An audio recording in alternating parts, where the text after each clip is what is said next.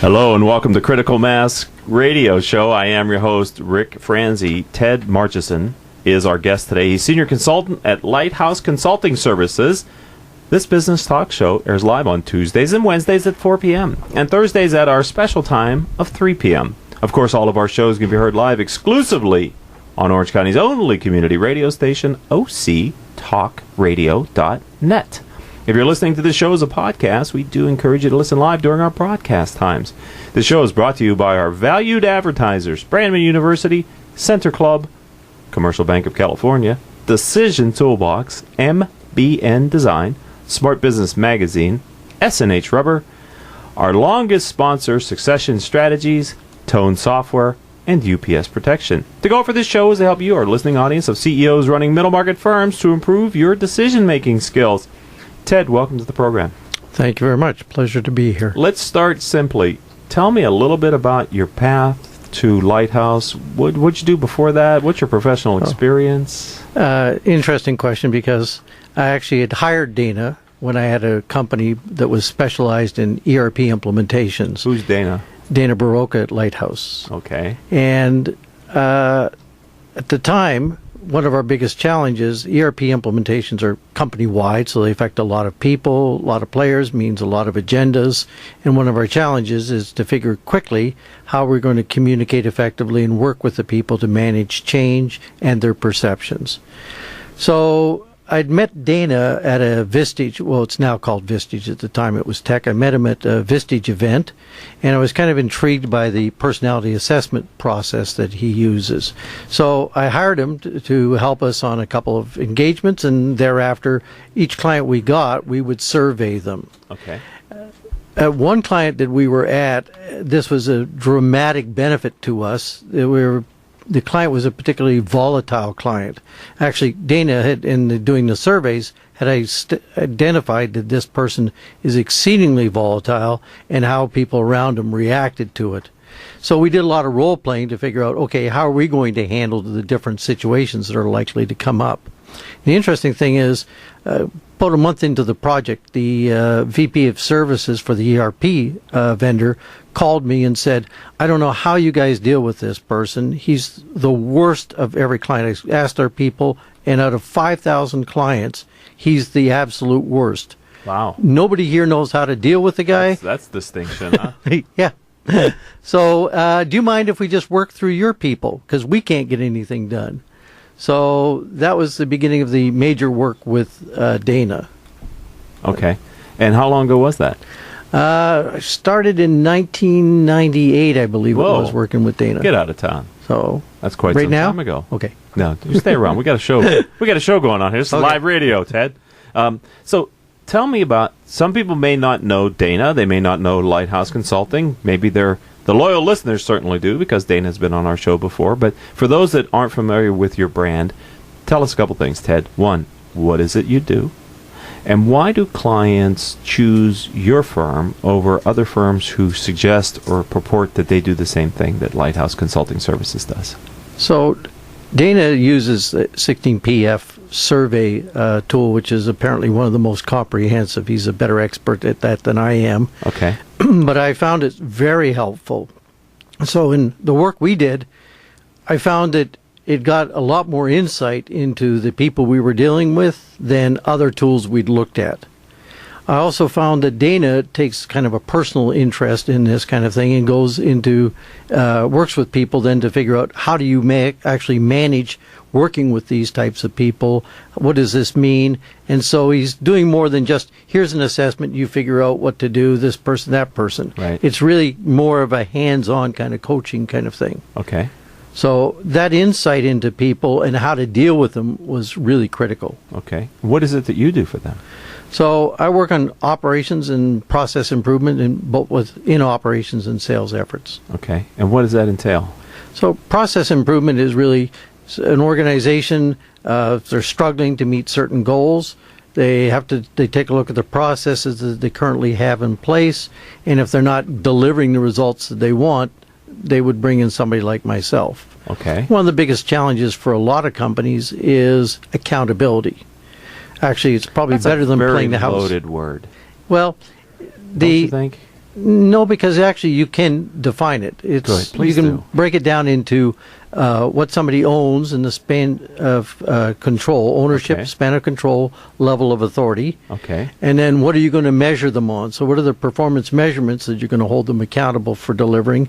And then, of course, you want to align the reward recognition systems with those performance measurements. Okay. But in a lot of companies, a challenge for most of them is that they tend to fragment a lot of efforts. They have a lot of departments where they hand things off to one another. So maybe the salesperson hands something off to somebody who's the order processor, who hands it off to the production scheduler, who hands off to the engineer. If it's a manufacturing company, come up with the bill of materials. They hand it off to some other planner, and it's handed off to buyers, and eventually things fall through the cracks. And when you say at the end of the day, well, who's accountable or responsible for making sure the customer gets what they want? Right. Nobody. Right. That's why I think it's a loaded word. Because in my experience, I was the president and general manager at a division of Delphi, and we walked the process in a variety of our processes to understand how we could become more efficient and effective. And one of the glaring things that came out to me, other than a conference room just loaded with flip chart paper and diagrams, is how interdependent all of my employees were with other people, and how incapable any one of them was to do their job without inputs from others in the organization. So I react to this word accountability this way. It's hard to hold people accountable when they don't have total control of their results. Yes. Because they're dependent on other people. And it gets very hard as the boss of a 700-person company to walk the process and go, wait a minute, you didn't get your job done on time. Because why? Because she didn't get you the information on time? Why didn't you get him the information on time? Because that guy didn't get you? All of a sudden, you're in such a do loop, chasing your tail, that it becomes very difficult, because if everybody just keeps pointing to the other person, eventually it felt like it pointed back to me.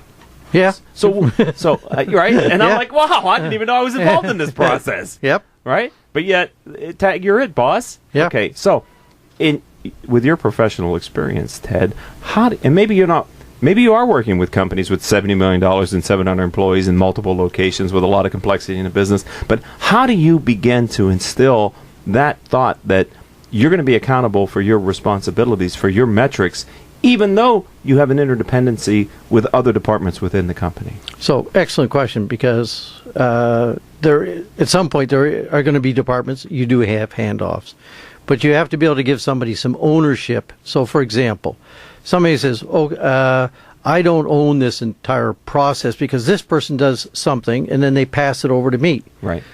In a redesigned organization, it's, well, you own it and they serve you, as opposed to they do their piece, hand it over to you. So you're going to own it. You're going to make sure that that person gives it to you, because at the end of the day, I'm going to hold you accountable for the end result. Whoever you need to provide you with information, that's fine. You can call on them. Right. A lot of other organizations tend to be more linear. I start at this point. When I'm done, I pass it to somebody else. Right. When they're done, they pass it to somebody else. Right. And so you do get all that finger pointing going on. So, But, sorry. I'm going to hold you on that, because my engineer's telling me it's time to make our first commercial break.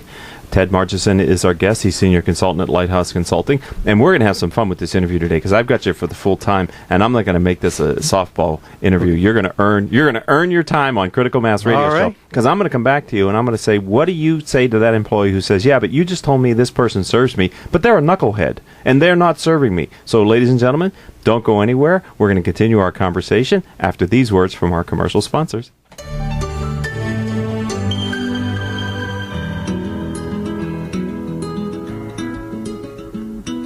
Can we talk about your family business? You know, that thing you put your whole life's blood, sweat, and tears into?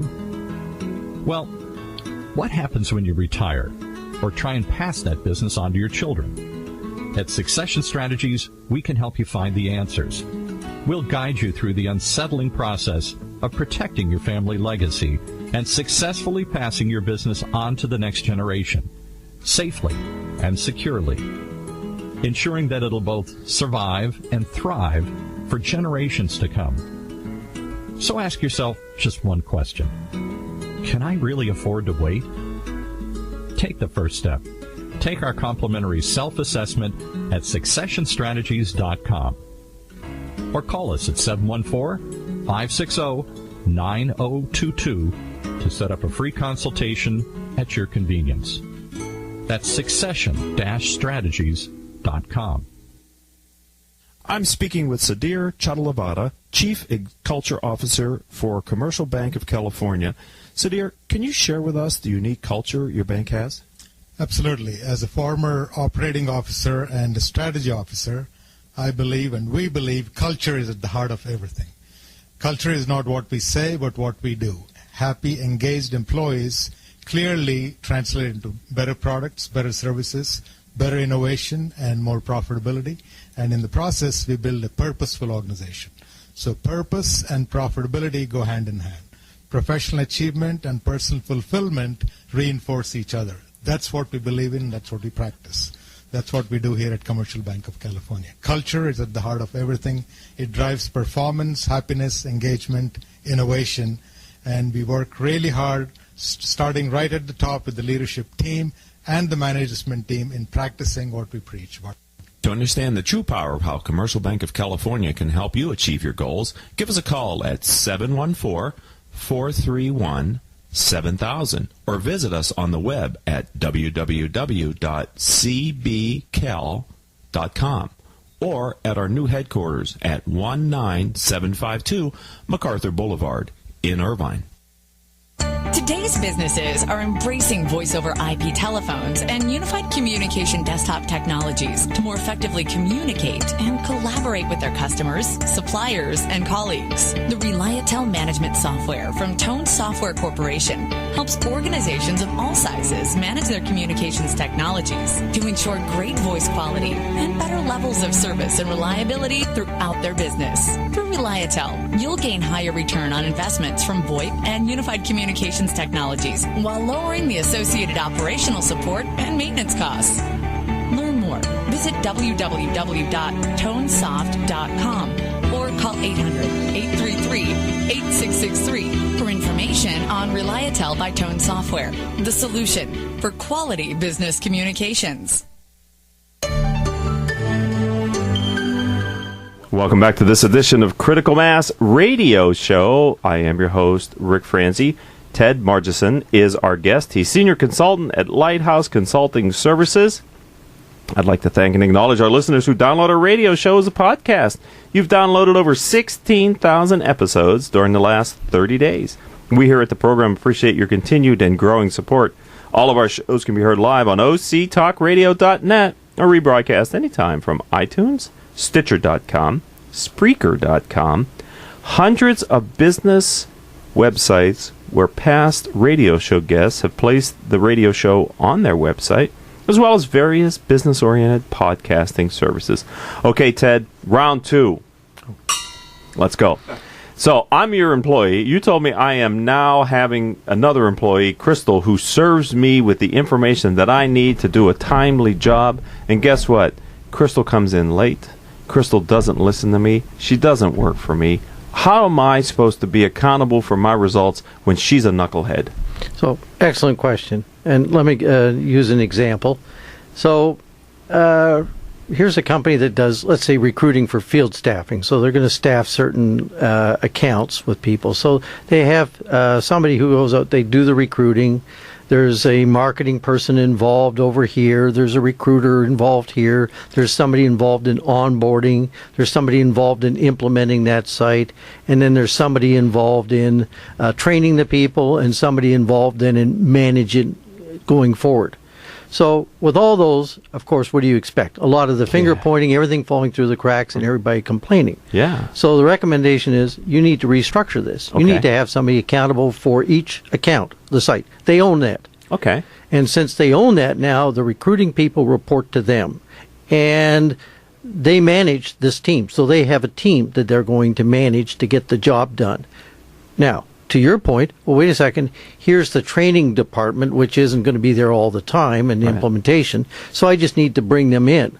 So the site person who owns that end result is the authority then to make changes even in other departments, because they're held accountable, so they can escalate something as high as they need. If they need to go to the president of the company, they can escalate it to get the result, because they're going to be held accountable. So in your situation, and that's a critical part of accountability, is the level of authority. If they don't have the authority to make the change, then you can't really hold them accountable for the end result. Right. But you can't have everybody having authority over everybody else just because I need Crystal, who is a self-admitted knucklehead. She only gives me information once in a while, but then she gives other people the information the rest of the time. Does everybody have responsibility and authority over her? So in this case, so let's say take where the implementation people are coming in from another department. So Right. as you're saying, hey, I'm using a service of another department to get the thing done. If this person's a knucklehead, as an account manager, I'm going to say they're off my team. I'm picking somebody else. And if that's all I've got, then I'm going up to the president. I'm going to lodge a complaint. They have to replace her. Okay. Period. So the idea of Crystal serving me is the fact it's almost like a client-supplier relationship where I should, within my own company, in the culture, have the right to get her replaced if she's not doing the job, regardless of how protective her manager is of her, because for all I know, she's his niece. Yeah. Because at the end of the day, if this person is responsible for the business results, for accomplishing that, if they don't have the authority to get what they need to get the job done, Right. then you've got a problem with accountability. Okay.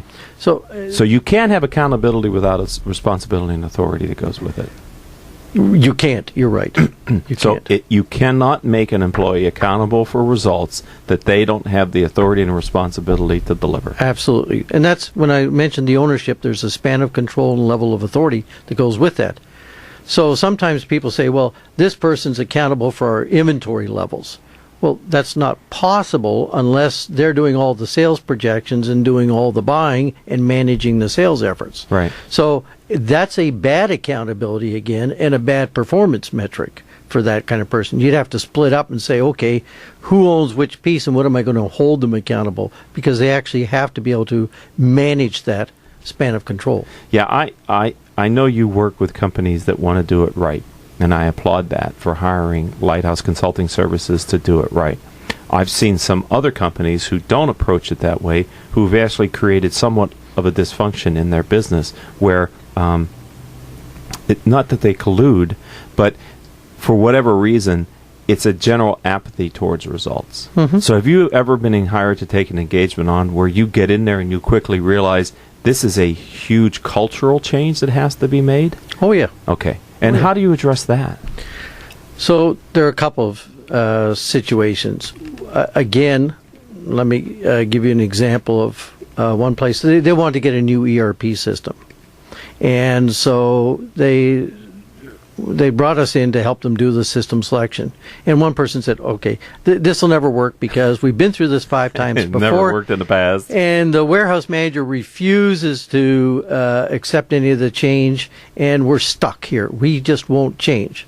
So I said, well, give me a chance. So I went to the warehouse manager and said, well, you're going to be held accountable for inventory accuracy. And he said, no way. The salespeople walk in here every day. They take what they want. I can't control anything. People put stuff back wherever they want. I have no control over this. I'm not going to be held accountable for it. I said, well, what would it take to give you better control? What if we walled it off and nobody was allowed in here except your people?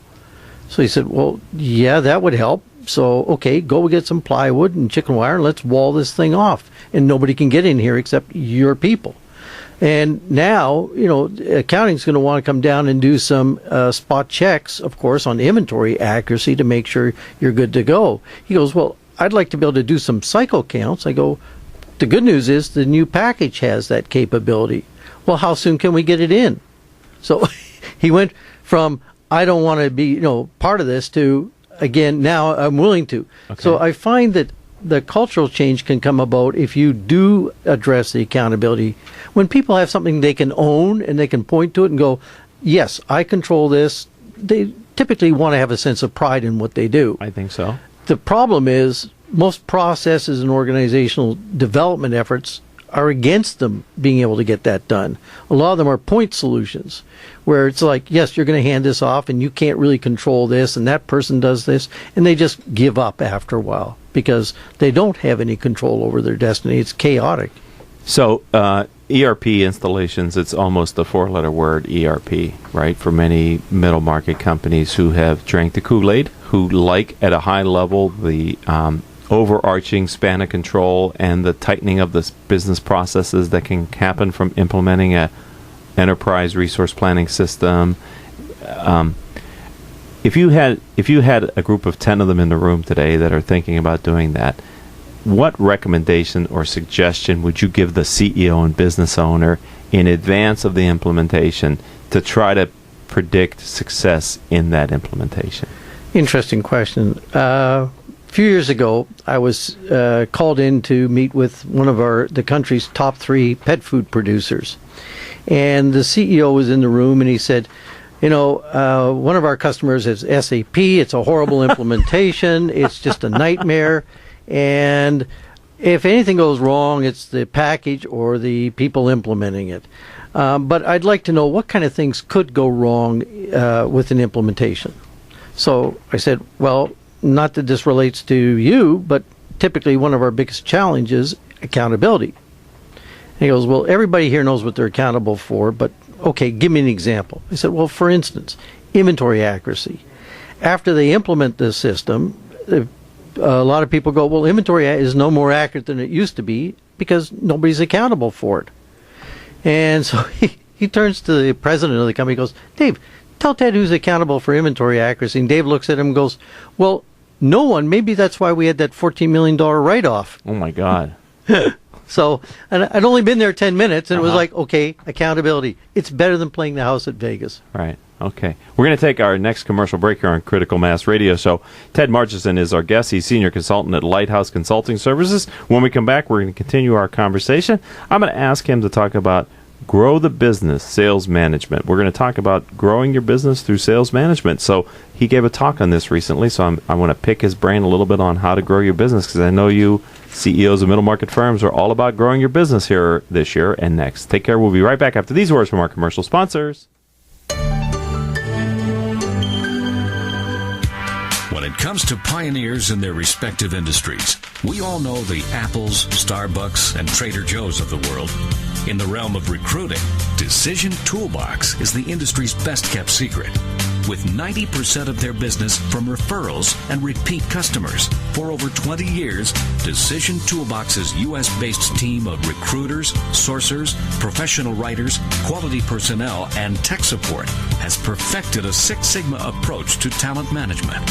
No matter the size of the project, Decision Toolbox delivers incredible results. A cost per hire less than half of what contingency firms charge, with the winning candidate presented in an average of 14 days, all with a 12-month candidate warranty. With results like that, Decision Toolbox won't be a secret for long. Visit us at www.dtoolbox.com for more information. Hey, did you know that over 73% of consumer packaged goods and retail products fail miserably within their first year? Why? Because they find themselves in the pit of unawareness. You don't want to go there. Call me, and I'll make sure that your packaging gets noticed. You know how I know? Because I'm the founder and creative director of MBN Design. We're one of Orange County's most established and trusted design firms. With over 20 years of experience, I can ensure that your brand will always stay new. Ask me how our packaging sold millions in months, or see for yourself other success stories on our website at www.mbndesign.com. We're MBN because we're making brands new. Call 714-458-8701 and talk to me, Hector Garcia. That's my cell, 714-458-8701. I'll be waiting for your call. UPS Protection has been protecting systems in the U.S. against brownouts, blackouts, and poor quality power for over 25 years. We provide power protection systems, including UPS, lighting inverters, generators, and service for clients from coast to coast. We specialize in solving all your power needs. As a direct reseller of the best brands in the industry, including Liebert, PowerWare, and APC, we can solve all your power protection needs. Protecting your power is our main goal. We offer on-site or depot repair of our critical equipment. To better serve your budget constraints, UPS Protection also offers both reconditioned and new products. And welcome back to this edition of Critical Mass Radio Show. I am your host, Ric Franzi. Ted Margison is Senior Consultant at Lighthouse Consulting Services, and he's our featured guest today. I'd like to let you know that our audience demographic is 98% business owners and executives who listen to learn from the experiences of our guests. If your firm is interested in reaching these top decision makers, then advertising on the radio show is the answer. Each month, our sponsors gain valuable exposure through their support of the program.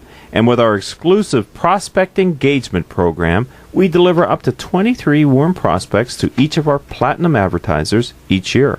If you'd like to learn more about this wonderful program, then call Rose Chamora, 951-515-4661. That's 951-515-4661.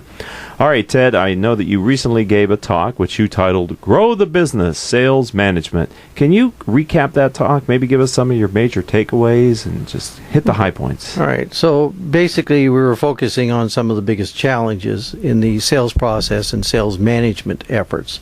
So there are kind of 5 that I'm going to focus on, a couple in the sales effort, and the other 3 will be in the sales management. So one of the biggest problems I've often seen is that people believe product is king, whether it's a physical product that they're selling or a service. They believe that's the key thing, and they dive right into a product pitch about, this is what it does for you. The truth is, people buy for their reasons, not ours. That's one of the things in Miller Hyman that I learned way back when Price Waterhouse brought in the training, and it stuck with me. Because the product people don't believe that. They believe, here's the product, here's all the value, and I'm just going to tell it to you until you agree and sign up. Right. The actual truth is, people don't buy a product just to have it sit there. It's not like I'd go out and buy a product or a service, a tax service or anything else, just because I woke up in the morning and went, geez, I feel like I need something like this. I'm looking for a solution, typically. Right. Okay. So the solution is the king, not the product. It's interesting, the difference. Sat through hundreds of ERP sales efforts where people come in and they do a demo. When we're doing system selections, bringing the vendors, they do go through their sales process. And one stuck in my mind because it's really representative of the product pitch focus. So we're sitting down, we're going through the demo, this person comes in and they're going to talk about the warehouse management piece. And they look at the CEO of the company and they go, have you ever done the following? And he goes, never have, never will. And the guy goes, okay, let me show you it in case you ever change your mind. I spent the next 15 minutes demoing something. We get over for a coffee break and the CEO goes, what is with this person? Right. The warehouse people came up to me and go, well, if I lose this job, I could go sell software. Because I can do better than these people. Interesting. And so the sad part is a lot of these people that come out and just want to pitch a product to people miss out on the sales opportunity because they're not selling a solution. And I think for a lot of companies and salespeople that are out there, if they take the time to figure out what is it that's really driving this person to want this at this point, right, then they can build a solution for the person that's going to give them the result they need. Makes sense. Yeah. Talk in terms of things they care about. Yeah. I got it. Okay, that's point number 1. Okay. Point number 2 is sell on price. A lot of companies that I've come across, they almost commoditize their offering, regardless of what it is. So it could be something really, and again, let me take ERP implementations for a moment. We used to do fixed priced implementations, which meant we had to do a fair bit of discovery in our sales process to come up with the price. Right. But doing that discovery, we learned a lot about the company. Why do you want to do this? What's it costing you to do it now? Okay, here's how we're thinking of doing it better. And so they would see that plan. They would see, oh, geez, I was struggling with getting sales because I can't get this done, or I'm struggling delivery on customer service levels or satisfaction. And you're saying, we're going to solve that by doing X. I see your plan. I buy into it. It gets me an extra $2 million to the bottom line. So if you're going to charge me a couple $100,000, I'm a happy camper. Right. The other people came at it, well, that's too much effort to do the discovery. So here's our hourly rate. And the next thing they know is the person's going, you're charging me $200? Let's get a discount on that. Right. And then when I follow up with the other people, I go, well, how did things go? Well, now the customer's complaining I'm spending too many hours, so they don't want to pay for all the hours. Then they got to go through and review it. So I submit my bill every 2 weeks, but it takes them 30 to 60 days to pay, and they don't want to pay everything. One of the vendors we were working with had something, I think it was, they got reimbursed on 58% of what they billed. And they were just like, this is just exhausting. I go, not for me. I have a check waiting for me every 2 weeks because the fixed price, I went in and said, yeah, I'll just bill you the same amount every 2 weeks. And they're right there going, here's your payment. Okay. So at the end of the day, actually my costs are a lot lower. So here's somebody who went out and thought, I'll just negotiate on price to win the business and it'll all work out in the end. Their costs are going up. They got reimbursed less, and it's costing them more to collect the money. Yeah, plus they create tension with their client. Yeah.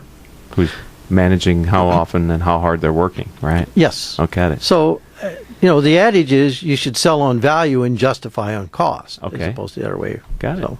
Okay. So those two. Okay. So those are two. The other ones are in the sales management side of the business.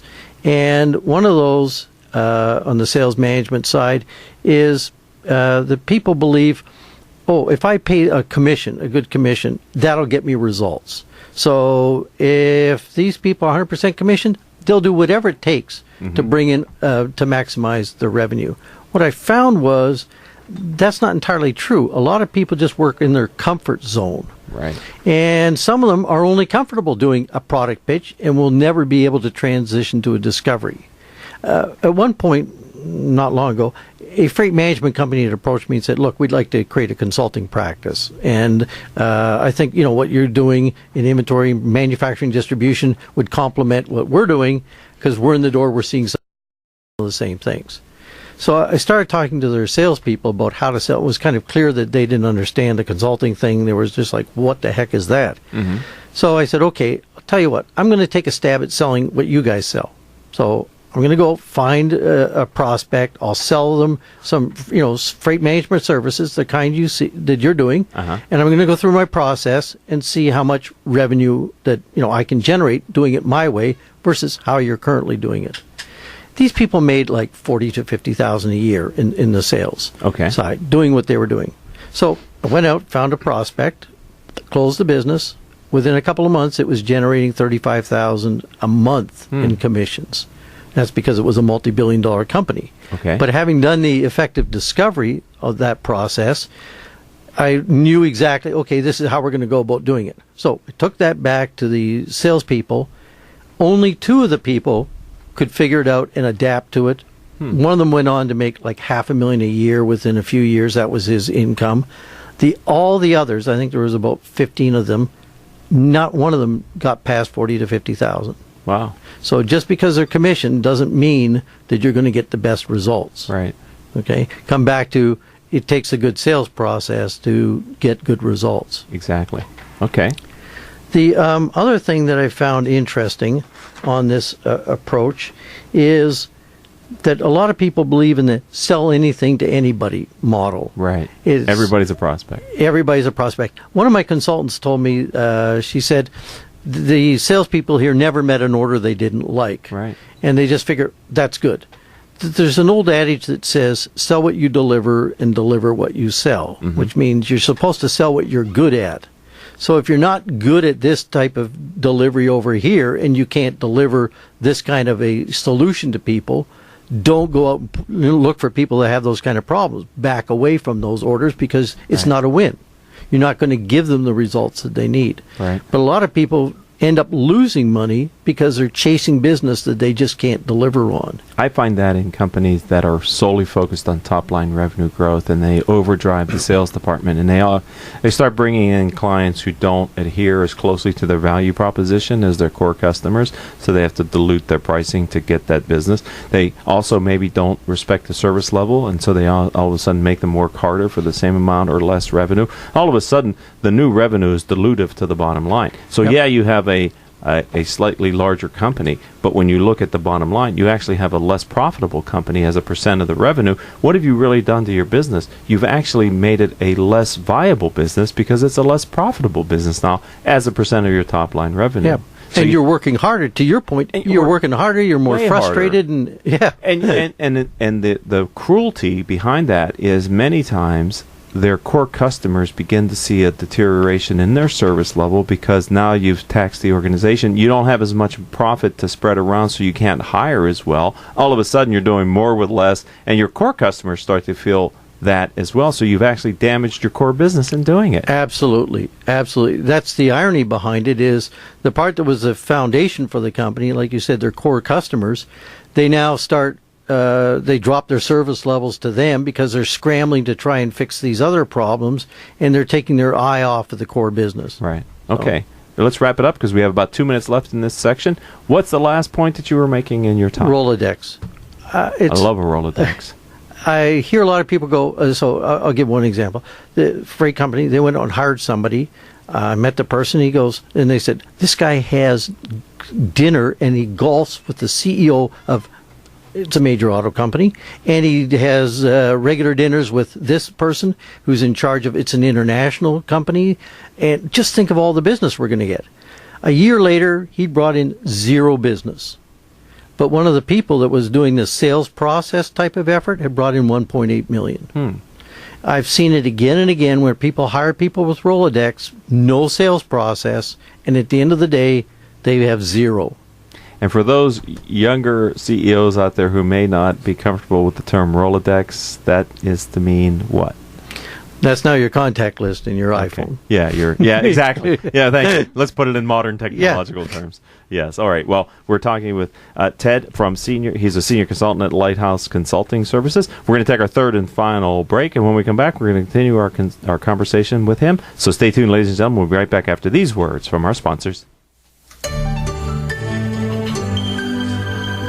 Smart Business Network is a business-to-business multimedia company providing insight, advice, and strategy for C-level executives of fast-growth, middle-market, and large companies.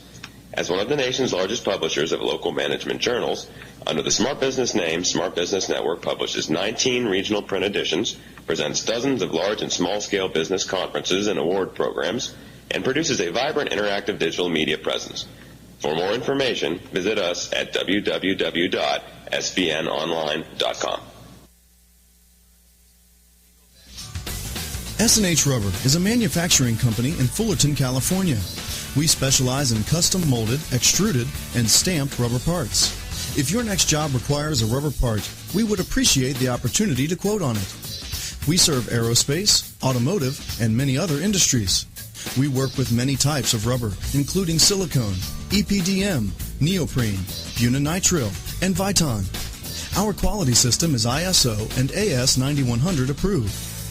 Over our 47 years in business, the S&H brand has become known for superior quality, quick turnaround, and competitive pricing. Please check out our website at www.shrubber.com or call 714-525-0277. Let S&H be your sealing solution. There's something positive about the word up. When things are looking good, they're looking up. When someone's down, you cheer them up. So how do you move up? Well, when it comes to getting your bachelor's or master's degree, there's one university that stacks up, Brandman University. Brandman is ranked by U.S. News & World Report as one of the nation's top 10 universities for online bachelor's programs. Brandman's online graduate programs in business and education also receive top honors. So look us up at brandman.edu. Brandman University. Move up.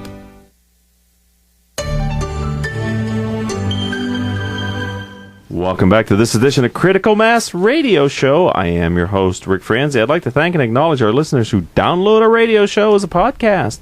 You've downloaded over 16,000 episodes during the last 30 days. We here at the program appreciate your continued and your growing support.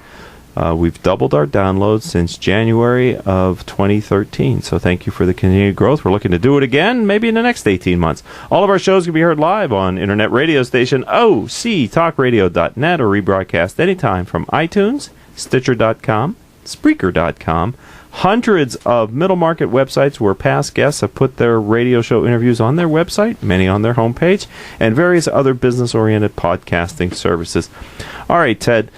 Think about a time in your professional career where you learned a valuable lesson, something that you carry with you today. You've talked about a couple things that you've learned over your career, but this one came from what might have been at the time felt like a difficult or, dare I say, even painful experience. Do you have one of those that you can share with our audience? Well, that's actually one that got me into the sales side of the business, or appreciating the sales aspect of the business. So when I was at Arthur Young, I decided I'm going to start a food industry consulting practice. And one thing about the Big Eight is... And Arthur Young was? One of the Big Eight consulting firms. Back when there were 8. Yeah, back in those days. Yeah. So that and the dinosaurs roaming the earth. Yeah, right. Those, yeah. Saber-toothed tiger. I remember those days. I read about them. So at the time, I thought, okay, they're a good training ground anyway for growing it, because you have to figure out your market, you have to figure out sales strategy, go sell the business, close the business, deliver it, bill, and collect. So you get the full suite of learning. Right. So when I started this, I went and asked, okay, give me some advice on how to go, talk to the people or get a foot in the door with these prospects. And somebody said, oh, you go tell them, I'd like to meet with you and talk to you about what we've done to help others like yourself. So, okay, I tried that. I think it lasted about 8 calls, because number 8 was the VP of Ops for a multi-billion-dollar company who started yelling at me. Really? Oh, God. It wasn't just yelling. It went beyond that. But basically, he was like, you think I got nothing better to do than have all you people come in from all the Big 8 consulting and other firms and just tell me everything you're going to do to help me? I got nothing to do but just sit here and wait for you. Okay, I'm going to get off the phone quickly. So...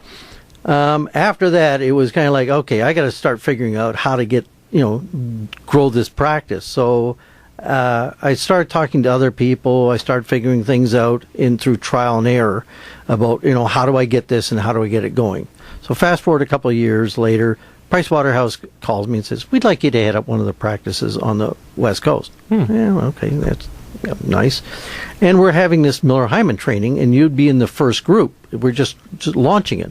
What's the Miller-Heiman sales training? Right. So they sent me some things, and I said, okay, I'm outside your door right now because I want to learn how it's really done. Okay.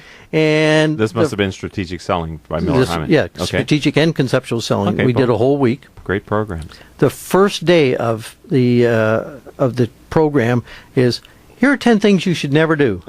Yep, did them all. So I was never so relieved after, to have gotten exposed to it, because before then I was just like, sales scared the crap out of me. I mean, particularly after the reaction from senior executives. You never want to call a senior executive and have them yell at you like that. It's not very pleasant. Can I ask, did the guy throw any of those valuable 4-letter words into the conversation? Oh, yes. No. Every other word. Every other word? Every other word. Nice. It was really...